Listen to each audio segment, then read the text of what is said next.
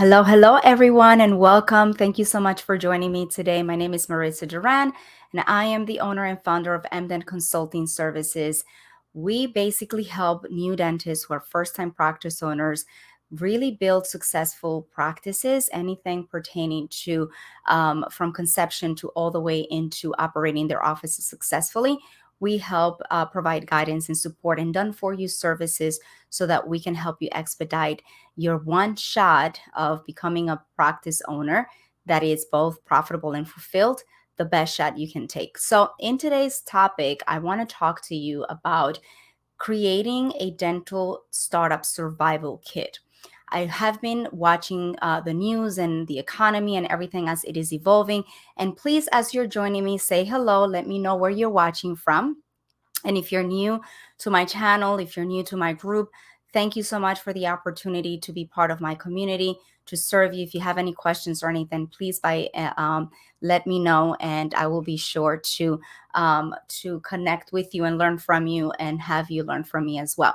So today's topic, I have been very strong about helping my clients create a systematic approach and plan to be able to, in the long run, be able to save money or make more money. I was just watching the news and following up on all this printing and the inflation and the bank with the Silicon Valley Bank and all of these things. And we know that as a nation, the economy is only getting worse. And as business owners, when we take on this venture and the leap of faith to start our businesses, we need to take on a lot of debt, and we need to also take on a lot of risk. So, how do we manage the risk, and how do we make it so that we basically are making it um, predictably less impactful for us to lose money in the process?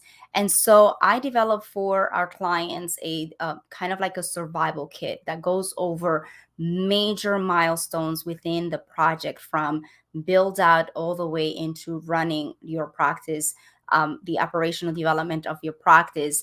And I wanted to have a discussion about that today and share three major ideas or points that I want you guys, as you are thinking or about or planning to open your own practice, to really take this into consideration, because I feel that we have the tendency as first time business owners to outsource and remove a lot of the accountability just because we're hiring people to help us with certain steps, and that removes the accountability on us. So we have to take responsibility for our success, and we have to take responsibility for the early decisions that we make, because they will definitely have a long term trickle effect um, later on in the process. So I'm going to share with you a little bit of the concept of the intangibles and tangibles, and before opening and post opening, that I have been sharing with my clients, with my students at Temple University when I come to do lectures there, as I'm teaching their class, so that I can empower you again to be able to plan ahead and make sure that we have some of those resources. So today, I want to basically share with you some of the key points that are going to really help you stay on top of the overall process from conception to being fully operational and beyond. And so I'm going to basically jump in and just talk to you about like the three main points. The main one is planning and preparation. The second one is the operational systems and best practices that I share. And then lastly, basically, the third point that I want to do is how to create debt management and financial sustainability on the long run. So those are the three main ideas that I have for my episode today. And again, if you have any questions, you can always reach out to me so that I can go into there. And the reason why I really was compelled to doing this is because I know that a lot of you really want to do this and do it right. And it takes an army for you to do this, and it's hard for you to have all of the things centralized in one place. So the first thing that I wanted to cover is about planning and preparation. But before I do that, I'm going to see if I can present to you the topic that I was reviewing with my team. Let me see. Over at Temple, which is not, I'm going to share my screen. Let me see what I have on my Temple's presentation and this particular page. And really, what I want to talk a little bit about before I dive into the three concepts or key points is mindset and understanding the difference between uh, removing the accountability or out releasing the control from you as the person that is taking all of this debt, and taking back that control. If there's anything you can walk away from this episode from me, is the fact that I want you to be empowered of taking control, and knowing that it is your debt, whether it's 600,000, 300,000, or $1 million. Every person or vendor out there that is rendering a service or is providing a service to you is taking just a small percentage or a small cut and moving on with their lives. But for you, having that debt, it is only in your best interest for you to take responsibility and build the resilience and create the systems that will allow you to do this. So I think I found the sheet here. Let me see. And I'm going to just basically do the present because it's going to be a little overwhelming. So, the concept that I wanted to introduce you to as I was explaining it to the students at Temple is that I have this kind of like five pillars or areas of key performance of practice ownership success, right? And within those three things, there are processes, and we have a framework and a process for each one of these different steps. So for the vision, there are a set of processes that we have: pre-opening and post-opening. And we also have, let me just make sure you guys are able to see my screen there. We also have what I call the people, and this is the people that you work with prior to opening, and then the people that you work with post opening. The numbers, what numbers do you need to manage and monitor and plan for and be on the lookout for pre-opening, and those that you have to continuously on the ongoing cycle continue to monitor as you are operating. And the training, what type of training is important for you to build and to develop pre-opening, and what is important for you to do post-opening. So this slide that I'm sharing with you is one that I shared with the students as they were going into this conducting assessment as part of their graduation, the 4-year class at Temple. And we discussed, how there are things that are intangible, things that are not visual or that people can actually see, but it is going to have an effect on how we are going to be performing, or is going to have an impact on the long term, failures or successes, right? So everything is a result of something else that happened. And just like confidence, there is internal confidence, the way that you talk to yourself about yourself, and there is the external confidence, the way that you are perceived by people and how you show up. There are offices and businesses that had an internal mindset or process pertaining to these five pillars that I'm sharing with you regarding their vision and what steps they took to clarify that. The people that they work with, pre-opening, again, the intangible and the tangible. So I'm not going to get into the weeds about this particular area, because I have questions, templates, and worksheets and processes that we do as a team to make sure that we get everything up and running for our offices. So what happens pre-opening, what happens post-opening. So it's a very overwhelming worksheet, but I just wanted to instill in you that seed of understanding how you are going to need to set that mindset, and how you structure it to start creating your dental startup survival kit. It needs to be a combination of things that are tangible, the things that you do on the regular basis, but it also takes a lot of intangible, and things that happen behind the scenes that no one else is seeing, but it's actually helping you navigate and build that roadmap to success. Okay. So I'm not, like I said, going to do this. This is just an overview. We can have a totally different session on this about, what things should be happening prior to opening, as far as, the different aspects of the different pillars. But I'm going to just basically pull this in here. You guys can take a screenshot or something. I go over all of these things. So just to give you an example, like creating your core values and your mission vision, pre-opening is important. Creating your 10-year plan is important. How your family, mapping all that out pre-opening is super important.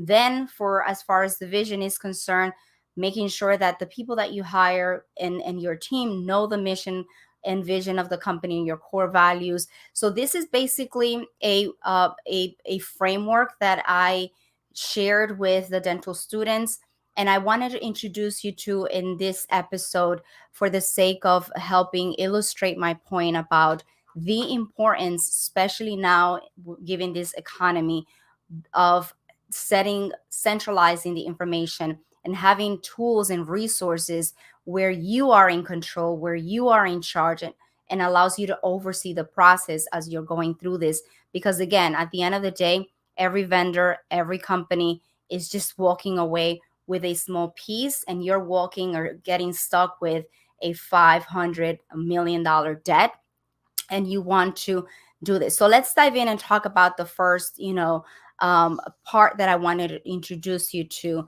and that has to do with the basically planning and preparation, right?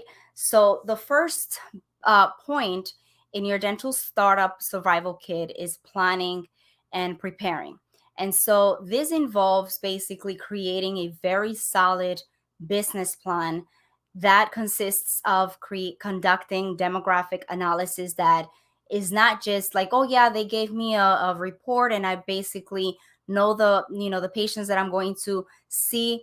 It's mapping out the age group, all of the information, linking it to the services that you are envisioning yourself to providing. Where are these patients located? How are you going to treat them? All of this, you need to do this. And you also need to have and create, as part of this process, right? The planning and preparation, a feasibility assessment between potential locations that are in alignment with your ultimate business plan, right? Like the business plan should guide where you're opening your practice, not you creating a business plan based on an opportunity of a location that arises. I had a interesting story from a client that opened up a couple of years ago. And one of the things that basically we experienced as she was going through this process was there were many opportunities of locations that were within, like the budget and certain things. But it was not like, it's easy for you to get lost and confused and end up opening in a place where it's not where you intended, the patients that you wanted to treat, the business model you wanted to incorporate. So it's extremely important that you're mindful of this, and you draft a business plan that is so strong that is going to keep you grounded, focused, and is going to open so many doors for you later on. So the early decisions that are going to make or break this, make it easier for you to predictively build a profitable dental practice. So they have an impact that it's extremely important for you not to overlook. So let's move on to the second one. And again, I have so many resources and tools, and we help our clients with, managing all of these things for them, creating their business plan. In fact, I had a dentist recently tell me, how can you help me draft the business plan? And I'm thinking for next week, since this month I want to focus between now and the next, couple of weeks, I'm going to focus more on the dental startups and tools and resources for you guys. So definitely, if you guys are interested, I can do a whole live with what's included on a business plan and how to set that up to equip you with the knowledge. So what's the second point that I want to make as part of your startup survival kit? it's going to be operational systems and best practices. I have, as I shared with you on the slide earlier a few seconds ago, there is the intangible and there's the tangible. The early decisions that you make prior to opening is going to have an impact later on. Whether you're thinking of selling, you're going to open your practice to retire at this location, or if you're thinking about opening to then merge with a, with another DSO or what have you, or expanding, you're going to want to set up the operational systems that will allow you to be valued higher in your, if you're ever going to consider this. It's just going to make so much more sense, right? This, operational systems and best practices is going to involve the implementation of systems in promote in procedures for promoting your practice, your brand, the marketing, who you select and you hire, and having a clear, from the moment that you do the mission vision, you're going to want to create your organizational chart, your core values. When you get to the point of your hiring decisions, then you're going to be able to have systems in place and job descriptions that are in basically a branch or a subdivision of what you intended to have as the core values for your business, so that you can hire people that are in alignment with that. Based on the demographic studies, your business model, the trainings that you're taking for, future, like whether you want to do cosmetic dentistry and you're going to take courses on veneers, all on fours, or if you're going to do anything more invasive like implants, think ahead, get the space that you want to make sure that you fulfill that long-term goal, and you can basically gradually work towards that goal. But that is going to be helping you navigate all of those early decisions. So the operational systems and best practices that you're going to incorporate during this second phase is going to be in alignment from what you decided was the vision and the area that you wanted to select your practice, whether it's going to be fee for service versus PPO insurances, or demographically, if you have a population that implies that you have to be more aggressive or less dependent on insurance participation. And then obviously the reimbursement. I had a dentist who was working prior to when I was developing like all of my programs, and I had a dentist who was working, and luckily now they, you know, a lot of companies are changing their ways and getting people to train their team on certain aspects of the startup process when they do startup consulting. Because imagine you have a debt of $600 million, and you are going to be, instead of getting paid from an insurance company $1,000 for a crown, you're going to get paid $700. And I've seen this, guys, I've seen this happen in so many offices. And imagine how many patients it takes for you. Like, think of it this way: you have $1 million or $800,000 or $700,000 debt. When you open your practice, you need to start with patient zero. One limited exam, whether you're paying, whether you're a fee for service, is probably what, $75 if you're fee for service. If you're participating with insurance based on where you decided to open your practice, is going to be this, $45, $50, whatever it is. Think about it. You have this massive loan and debt, and you have to start by patient zero. Why not take the time to plan ahead and have all the resources, centralize everything, and take ownership of the process, rather than releasing control to all of the different companies that are there to serve you? We have your best interest at heart, but you own that debt, and we cannot save you because we're not there doing it with you and for you. So this is my goal for you with this live today, to be able to give you the mindset where get the resources and the tools that you need to take charge and take ownership of the startup process for yourselves. So this also means, as part of this, and remember I was talking about the opening and intangibles and the post opening tangibles, is also creating SOPs for you and for your team. So you're going to decide that you're going to open a location. It's a fee for service practice. The demographic allows for that. You don't have the implant course yet set up, but you are intending, so you're going to be targeting that audience, and you have your game plan. It's part of your goal to do that, right?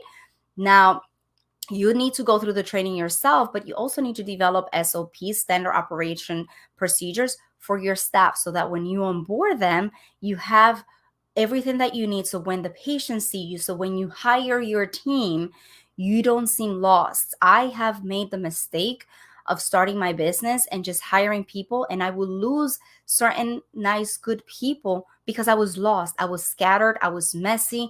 And not only until I started to sit back and put systems in place and have checklists and develop the SOPs. Like, I'm a small company. I just finished hiring someone from our company that worked as a recruiter to help us with the PPO division of MDent, that worked for over 10 years for a major PPO company as a recruiter and negotiator. So the reason I am able to now bring on board people that at that, caliber, to support our clients, to deliver better care for our, better results to you guys, is because I have taken the time to scale back, develop my programs, my processes. Any doctor that has any questions, here's a template, here's a checklist for you. And I do this for myself. I learned the hard way that we need to do this. So part of the operational systems and best practices is start mapping out. Do not wait for you to have an employee enroll to say, does anybody have a checklist for this, or does anybody have that? What is the job, the job description? All of these things need to be mapped out and prepared for prior to you needing to do this. And this is what I want to empower you to start planning for. Okay. Now let's talk about the last concept that I want to share with you, or the third point that I want to make during this episode, and that is debt management and financial sustainability. Remember, we set up the vision, we had the operational best practices and systems that you need to incorporate and develop, and you made all of these decisions. You decided where to open, you decided who to hire, you decided the business model that you wanted, and whether or not you were going to be working with the insurance companies or not. Now, how do you intend of eradicating your debt and making sure that you have a business that it's going to give back to your family, that is going to allow your team to have that job security and growth within them, so that you don't have the struggle of having to have a part-time business and maintaining your associate position for months or years after you open your own doors, just because you didn't plan accordingly. Okay. So the third point in your dental startup survival kit is to plan ahead and use the time as you're going through the startup costs, vendor selection, equipment selection, managing the budget, your whatever it is that you're getting from like tenant improvements. All of these things that you need to do managing your budget is going to allow you to have enough working capital to then hire someone that it's in alignment with your business model. From that alignment comes your ability to upsell and retain higher quality patients, to be able to attract and maintain that thing, and have enough income coming in to first eradicate your debt, right? And second, build a profitable practice. So, this involves basically a plan. And we've done this for some of our clients when we do our break even analysis and revenue projections. They have a $200,000 debt personally that they want to incorporate into their daily schedule, and how many patients do they need to see, what kind of breakdown of patients they need to see, what kind of high ticket items they can afford, what should be the membership program. Even membership programs, guys, is not something that you just get out of the blue. We're currently going through a process of an office that is opening up in about a month or so, and we've gone through all of these things of this survival kit that we've been mentioning to you. Have enough working capital, are currently putting ads out, and we're determining our membership program, how to structure it. We're using data. We have a system in place for helping our clients determine that.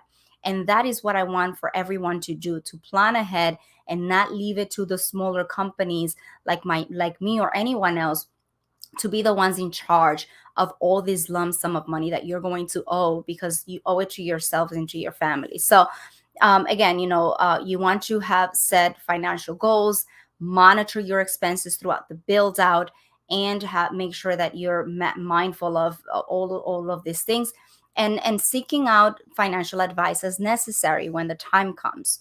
So so those are basically as a form of recap for today's episode. You need to create and develop a dental survival kit. Again, the economy, it's only getting more challenging. Interest rates are going up, they're continuing to print money and bailing out the big banks, and we are small businesses, we owe it to ourselves to just be strategic.